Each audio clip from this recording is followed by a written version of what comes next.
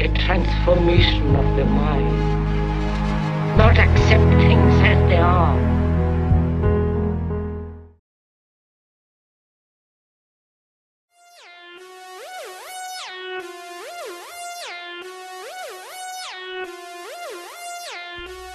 Yeah, do the shopping cart. I need this, I need that. Do the shopping cart. Hey, give me this, give me that. Do the shopping cart.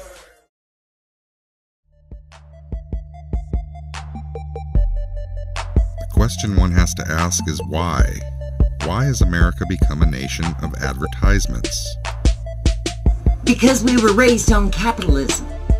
As presented in a recent article by Ripe magazine, billboards are everywhere, and ads are no longer confined to their reserved areas. This goes to show that we see ads all over the place from the moment we wake up until the moment we go to sleep.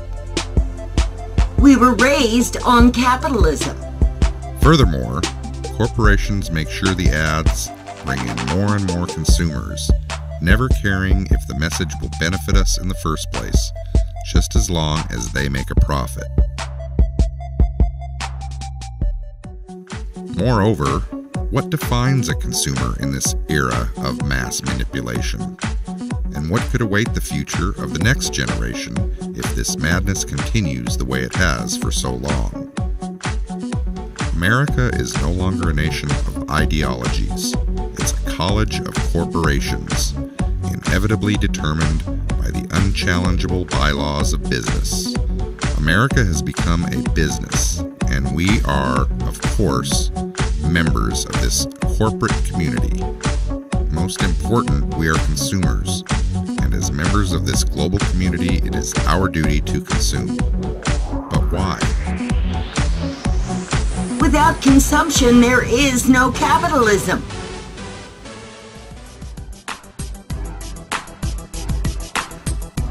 The system would collapse if we stopped spending, and the consequences would be horrible. Would it? Would they? Is that really a bad thing?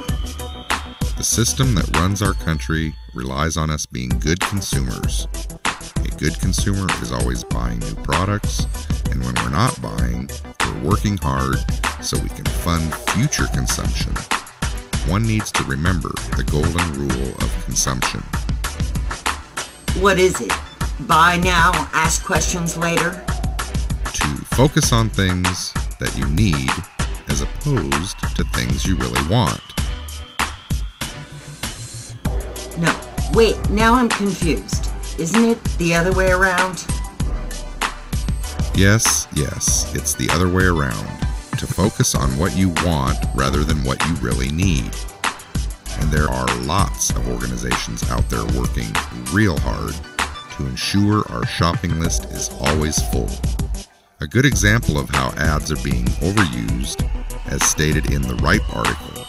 Every day, an estimated 12 billion display ads, 3 million radio commercials, and more than 200,000 TV commercials are redumped into North America's collective unconscious. This saturation of ads results in the masses being manipulated and having no choice but to become good consumers. Furthermore, we must at all times follow fashion, and fashion is always changing, and the consumer must change with it. Fashion is important because it tells us when to replace outdated products with new ones. Many of these changes occur in the end of every season. Reading magazines and newspapers on a regular basis will keep you updated on new trends and help you decide which new products are best. Moreover, what are some of the conflicts today's generation has to deal with in terms of being bombarded with advertisements in their daily life? I don't think they see it as a problem, not like I would. I guess I'm not a really good consumer at all, because I deliberately avoid those ads by not listening to radio or television and by tearing up leaflets that come in the mail. I have no credit cards. I tore those up. I threw my TV out because I don't like salesmen in my living room. I don't ride the bus. I rarely drive on the freeway, so I don't even see these billboards as often.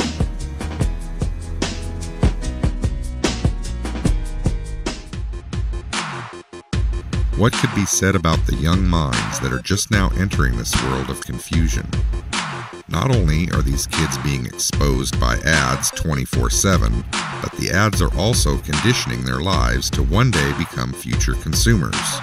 Children are starting to get analyzed like grown-ups as to how their mind functions and what attracts their very eyes.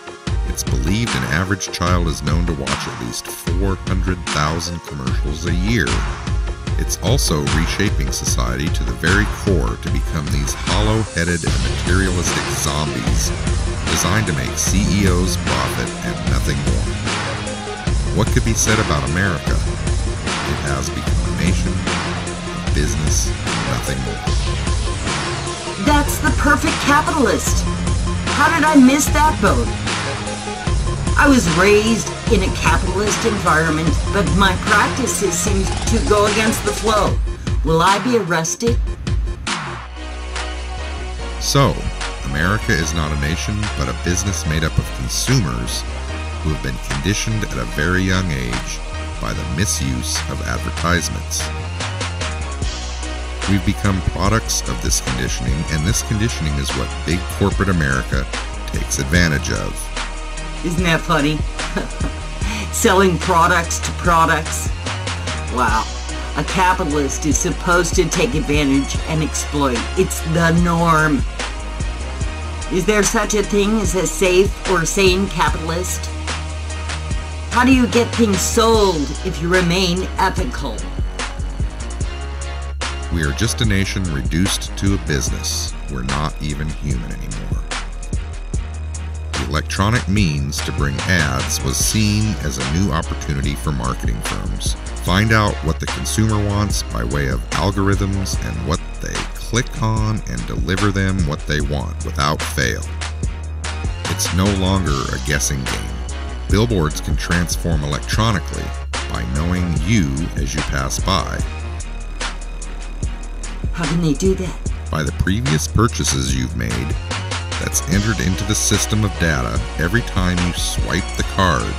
Every time you click on the link, you describe to the system what it is you're looking for. But how do they know I'm passing by? Again, according to the RIPE article, it depends on all other information you've entered, like your home address, telephone number, hair color, even your eye color. Think of that avatar as a way of describing yourself both physically and mentally for the system. You can even define your attitude for marketers by those gadgets. Whoa! No wonder I've been getting so many offers for cowboy boots. I keep emphasizing I want to kick the shit out of someone. We need to educate ourselves and our children so we know more about what we need.